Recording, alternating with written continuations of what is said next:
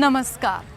संस्कृति वो धागा है जो अतीत, वर्तमान और भविष्य तीनों को जोड़ती है। मैं हूं जया सिन्हा और रंग तरंग के इस विशेष अंक में आप सभी का बहुत स्वागत है। रंग तरंग के जरिए हम आपकी मुलाकात कराते हैं उन कला साधकों से जो ना सिर्फ कला के जरिए अपनी सोच को, अपने अनुभवों को दर्शकों तक पहुंचाते हैं, बल्कि कला के जरिए विभिन्न मुद्दों पर हमें जागरूक भी करते हैं।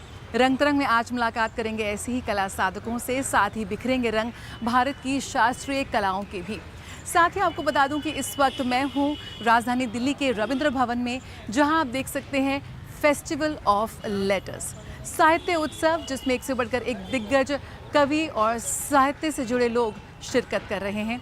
मेरे पीछे आप देख सकते हैं बहुत ही खूबसूरत स्कल्पचर्स के जरिए इवोल्यूशन ऑफ मैनकाइंड यहाँ पर दिखाया गया है और भी बहुत कुछ है खास। आइए आपको दिखाते हैं इसकी छोटी सी झलक और शुरुआत करते हैं रंग तरंग की।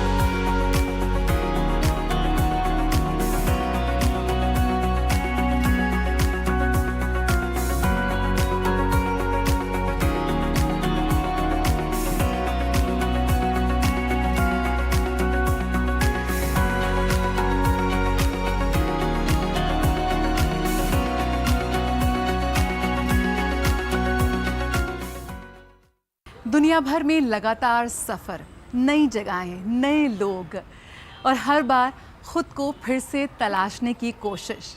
भारतीय विदेश सेवा के इसी अनुभव ने कलाकार जयंत खोब्रागड़े की कला को गहराई दी। आइए आपको दिखाते हैं प्रदर्शनी the journey with the divine की झलक और साथ ही खास मुलाकात इसके सृजनकर्ता से।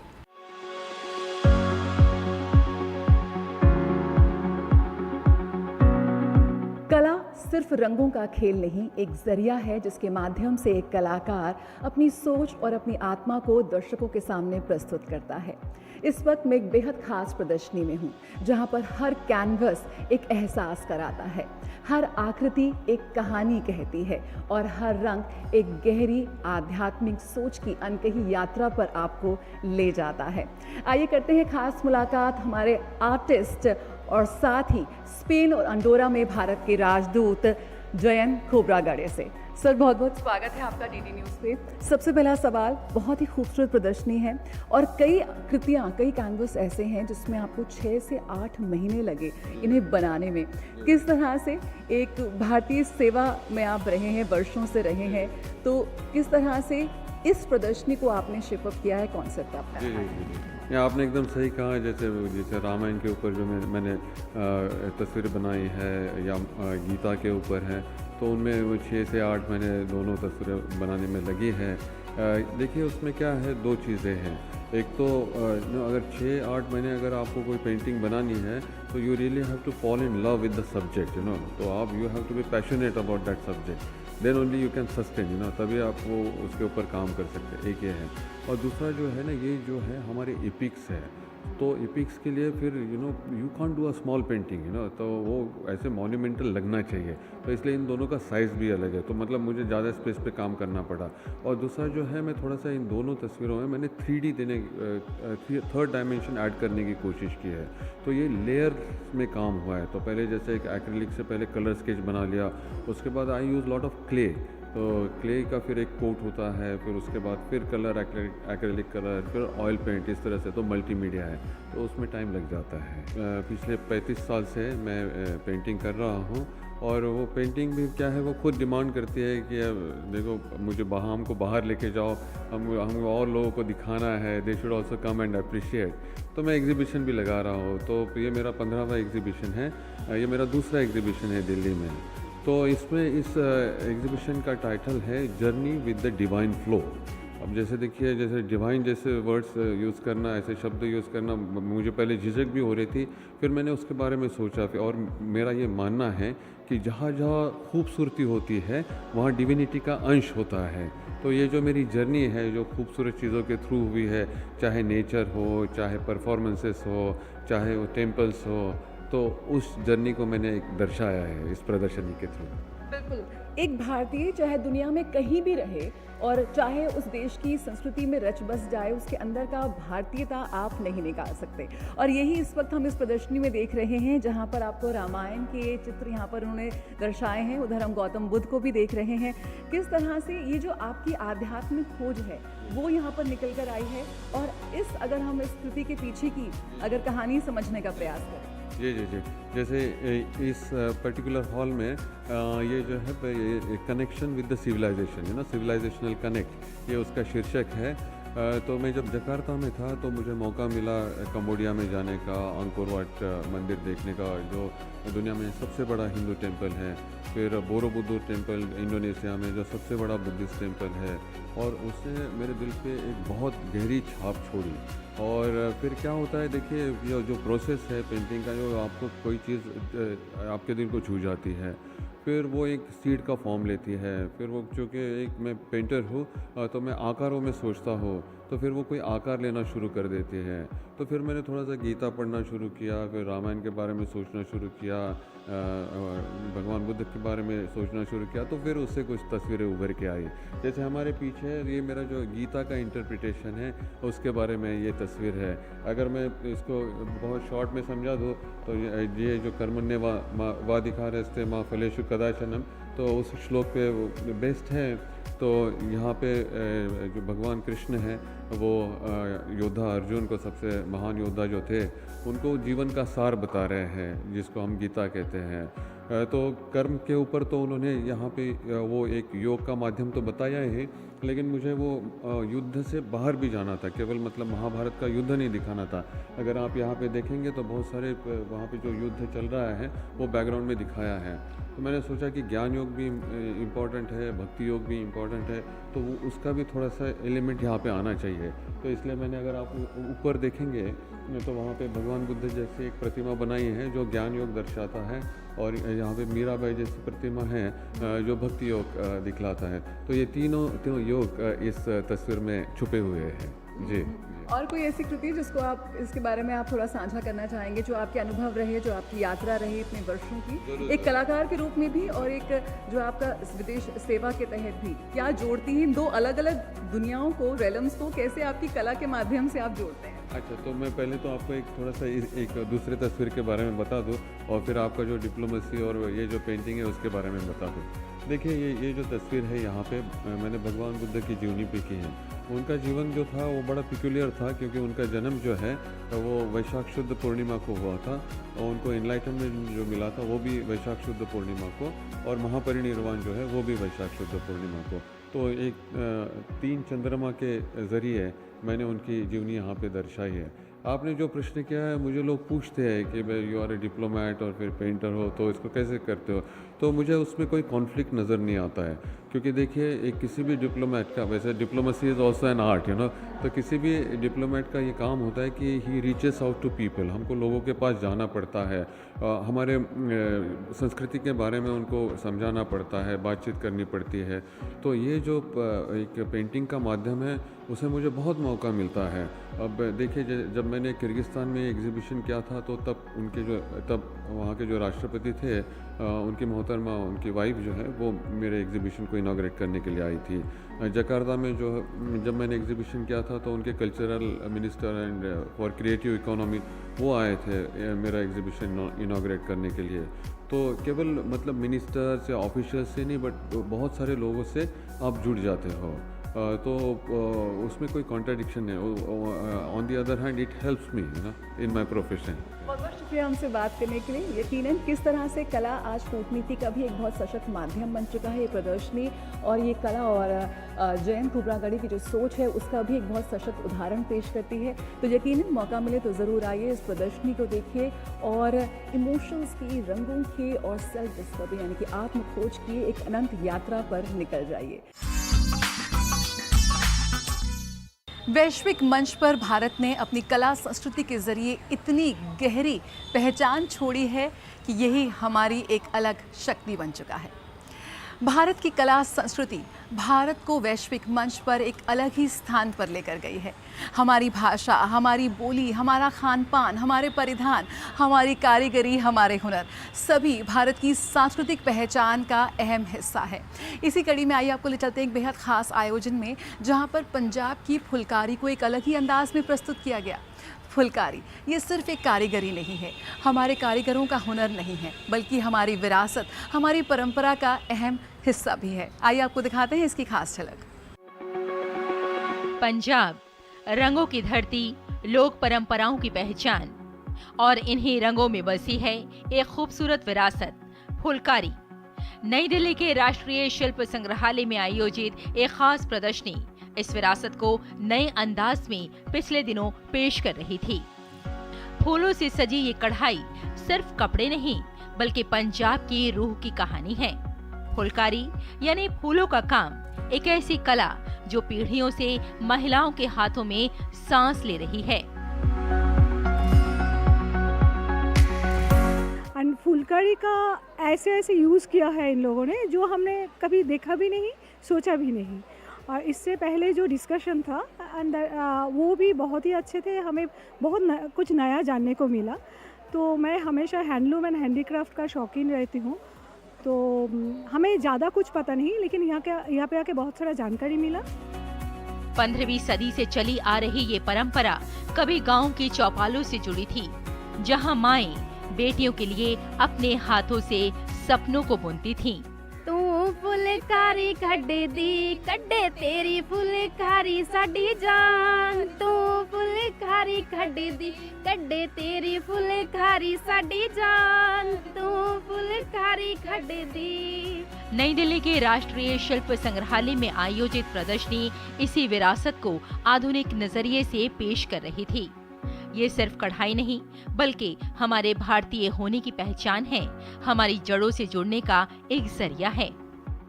जी काफ़ी अलग है, मतलब जी हम छपाई नहीं करते हैं, इसमें हम जो भी करते हैं उसे काउंट किया जाता है। हम स्केल से मतलब मेजरमेंट करते हैं, वो काउंटिंग होती है इसमें, मतलब इसमें छपाई का काम नहीं है। हम मैम सभी कलर यूज़ करते हैं फैब्रिक के हिसाब से।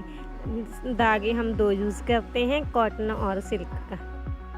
फुलकारी की खासियत है इसके जीवंत रंग और फूलों के पैटर्न, कभी शादी ब्याह का हिस्सा तो कभी जीवन के खास मौकों की निशानी।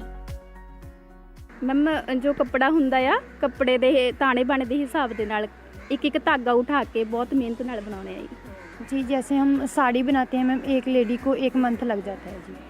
जैसे बाग बनाते हैं तो थोड़ा हैवी काम होता है उसमें, तो उसे थोड़ा ज़्यादा वक्त लगता है जी। बाग को मैम 2-2.5 मंथ लग जाते हैं। जैसे साड़ी दुपट्टा होता है 15-20 दिन में कंप्लीट हो जाता है। बहुत पसंद है मैम, क्योंकि हमारी इससे ही लाइफ चेंज हुई है मेरी। तो खास कर अभी रिसेंटली मैंने जो ये फुलकारी सीखी थी, जब मैंने 2009 में सीखी थी ये, अब जब मेरे पास मतलब कुछ नहीं था उस वक्त मेरे साथ फुलकारी रही और मैंने अपनी लाइफ को चेंज किया इससे। फुलकारी सिर्फ धागों की कारीगरी नहीं बल्कि पंजाब की मिट्टी, संस्कृति और महिलाओं के जज्बात की जीवित कहानी है। महिला सशक्तिकरण का जो हमारा एक पोर्टफोलियो है, उसके तहत हमने इस काम को शुरू किया और इसके 2 उद्देश्य लेकर चले हम।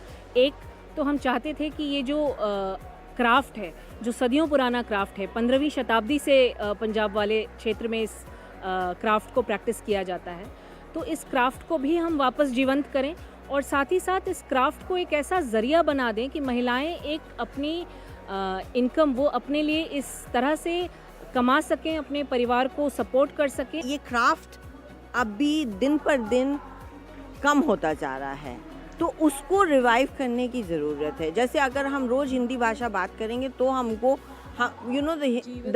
जीवित रहेगी। एग्जैक्टली मतलब हम क्योंकि गाते हैं हिंदी में तो हम लोग को याद है, तो वही है। इसीलिए ये विमेन जो घर पे काम कर सकती हैं अपने अपने घरों में, उनको बोलती हैं, इस क्राफ्ट को सिखाते भी हैं और उसको फिर कमर्शियल वायबिलिटी। अगर आप आगे स्टोर में जाके देखिए और यहाँ देखिए कितने अच्छे ब्यूटीफुल सिल्क में, पश्मीना में ये क्राफ्ट बनाया है, ये देखिए। रंगों और रिश्तों की बुनते ये फुलकारी वाकई पंजाब की आत्मा का खूबसूरत आईना है। रेशमा की रिपोर्ट, रंग तरंग के लिए डीडी न्यूज।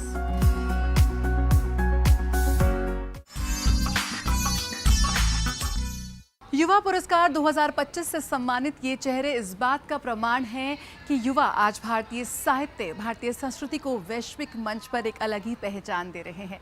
इसी कड़ी में आइए आपको ले चलते हैं त्रिवेणी कला संगम के 75 साल के जश्न में, जहां पर एक विशेष प्रस्तुति हुई छाऊ नृत्य की। छाऊ भारत के प्राचीनतम लोक नृत्यों में से एक है, भारत के इंटैंजिबल हेरिटेज का हिस्सा है और बहुत ज़रूरत है इसे संरक्षण की, प्रोत्साहन की, जो तभी मुमकिन होगा जब युवा इसका हाथ थामेंगे। और यही हमें देखने को मिला इस बेहद यादगार प्रस्तुति में।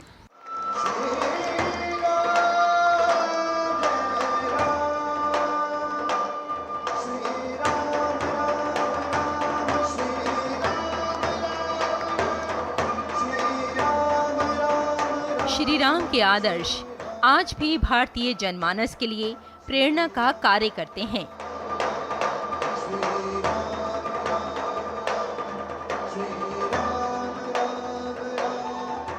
श्री राम के आदर्श चरित्र और श्री राम और सीता के दिव्य प्रेम से सजी एक नृत्य नाटिका का आयोजन हाल ही में दिल्ली स्थित त्रिवेणी कला संगम में किया गया।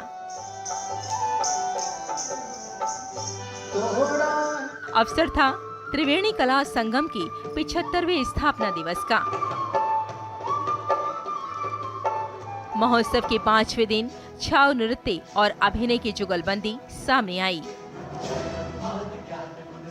गुरु सपन आचार्य के नृत्य निर्देशन, कलाकारों के प्रभावी अभिनय और कसी हुई पटकथा ने दृश्यों को सजीव कर दिया।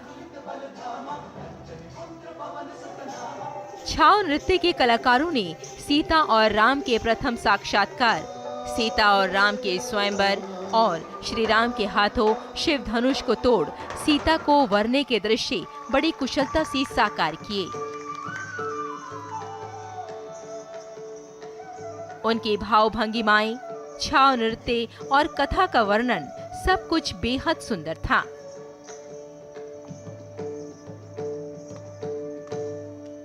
सजीव संगीत निर्देशन ने इस नृत्य नाटिका की प्रस्तुति में 4 चांद लगा दिए। गुरु सपन आचार्य दशकों से छाऊ नृत्य की विरासत को युवा पीढ़ी से जोड़ रहे हैं और इन कलाकारों के हाथों में ये विरासत और भी समृद्ध हो रही है। त्रिवेणी की सालगिरह है 75 साल की, उसमें मेरा आज परफॉर्मेंस था जिसमें कि हरे रामा और ये रामायण के ऊपर है, तुलसीदास की वो परफॉर्मेंस की है। मैं इसको इस पीढ़ी को आगे लोगों को शिक्षा देते जा रहा हूँ। इस नृत्य नाटिका ने एक बार फिर साबित किया कि हमारी संस्कृति में छिपी कहानियाँ जब गीत संगीत के माध्यम से मंच पर साकार होती हैं, तो आम जन के मन में उतर जाती हैं। रंग तरंग के लिए रेशमा की रिपोर्ट, डीडी न्यूज। जय जय राम राम राम श्री राम राम सिया राम राम राम जय जय राम राम। आइए रुक करते हैं राजधानी दिल्ली का, जहां पर एक बेहद खास आयोजन हुआ। सोमनाथ स्वाभिमान पर्व का भव्य आयोजन किया गया। यहां पर मंत्रोच्चार, लोक परंपराओं और भक्ति संगीत का एक अनोखा संगम देखने को मिला।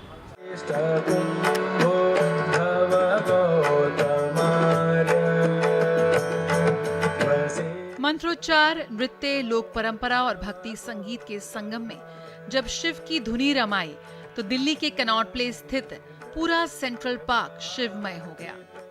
कनॉट प्लेस के सेंट्रल पार्क में दिल्ली सरकार के कला, संस्कृति एवं भाषा विभाग के अंतर्गत साहित्य कला परिषद ने सोमनाथ स्वाभिमान पर्व अटूट आस्था के 1000 वर्ष शीर्षक से एक भव्य सांस्कृतिक संध्या का आयोजन किया।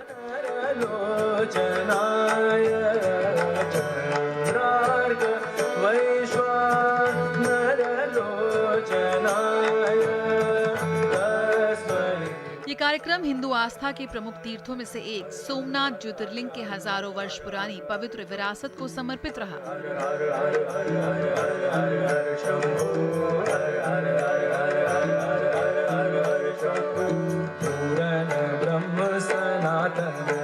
इस विशेष सांस्कृतिक संध्या में आध्यात्म, शास्त्रीय कलाओं, लोक परंपराओं और भक्तिमय संगीत का सुंदर संगम देखने को मिला। भगवान शिव को समर्पित इस सांस्कृतिक आयोजन से राजधानी की बड़ी संख्या में श्रद्धालु, कला प्रेमी और नागरिक उपस्थित रहे।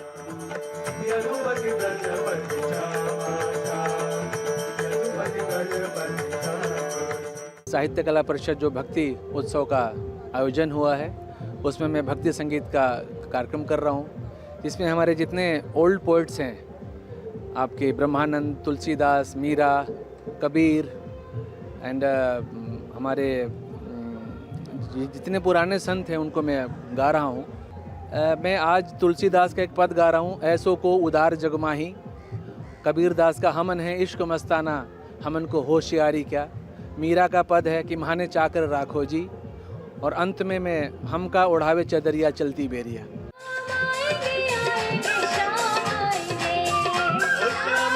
कार्यक्रम में दिल्ली सरकार के कला, संस्कृति एवं भाषा मंत्री कपिल मिश्रा विशिष्ट अतिथि के रूप में शामिल हुए। सांस्कृतिक कार्यक्रम के अंतर्गत 6 विशेष प्रस्तुतियां हुई, जिनमें शिव भक्ति और शैव परंपरा की विविध झलक देखने को मिली।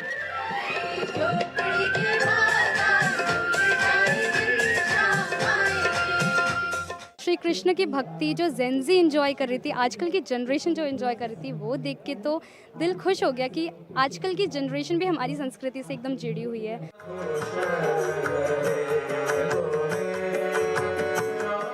कार्यक्रम की शुरुआत संस्कृत विद्वानों द्वारा वैदिक मंत्रोच्चार से हुई। वैदिक मंत्रों की गूंज ने सेंट्रल पार्क के वातावरण को आध्यात्मिक ऊर्जा से भर दिया और वहां उपस्थित दर्शकों को एक शांत एवं भक्तिमय अनुभव से जोड़ दिया। इसके बाद गुरु मालती श्याम के शिष्यों ने भगवान शिव को समर्पित कथक नृत्य की मनमोहक प्रस्तुति दी। कार्यक्रम का अगला आकर्षण शिव तांडव नृत्य नाट्य रहा, जिसकी कोरियोग्राफी पंडित संजय कुमार शर्मा ने की।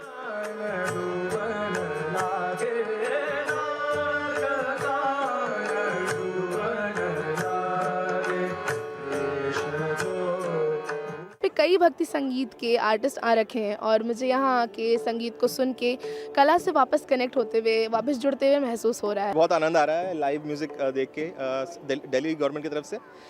बहुत अच्छा लग रहा है यहाँ पे। अब तो यहाँ पे भजन भी है, क्लासिकल, सेमी क्लासिकल म्यूज़िक के जो इवेंट्स चल रहे हैं, वी आर एंजॉयिंग इट।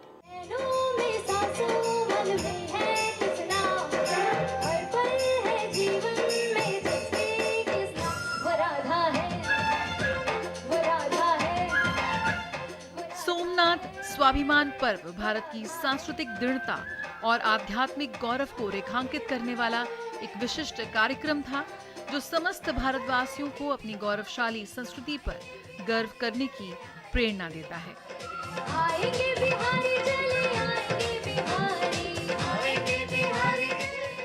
रंग तरंग, डीडी न्यूज।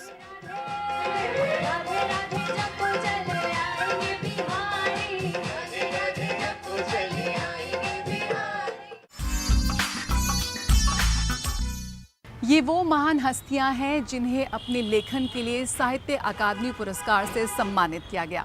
इनके बारे में पढ़ेंगे तो आप एक अलग ही ऊर्जा से भर उठेंगे। यहाँ पर साइसुली ब्रह्मा को बोडो भाषा में अपनी कविताओं के लिए और लेखन के लिए सम्मानित किया गया। बोडो ही नहीं, मैथिली, डोगरी, संताली, इन तमाम भाषाओं में लेखन को आज प्रोत्साहन मिल रहा है, सम्मानित किया जा रहा है। संस्कृति मंत्रालय, साहित्य अकादमी समेत तमाम ऐसी संस्थाएं हैं जो आज भारत की इंटैंजिबल हेरिटेज को प्रमोट कर रही है और उन्हें प्रोत्साहित कर रही है। इसी के साथ रंग तरंग का आज का ये अंक हम यहीं ख़त्म करते हैं। आपसे भी यही दरख्वास्त है कि कला के किसी न किसी रूप से खुद को ज़रूर जोड़े रखें, क्योंकि ये आपकी मुलाकात खुद से कराता है। फ़िलहाल मुझे और मेरी पूरी टीम को दीजिए इजाज़त। नमस्कार।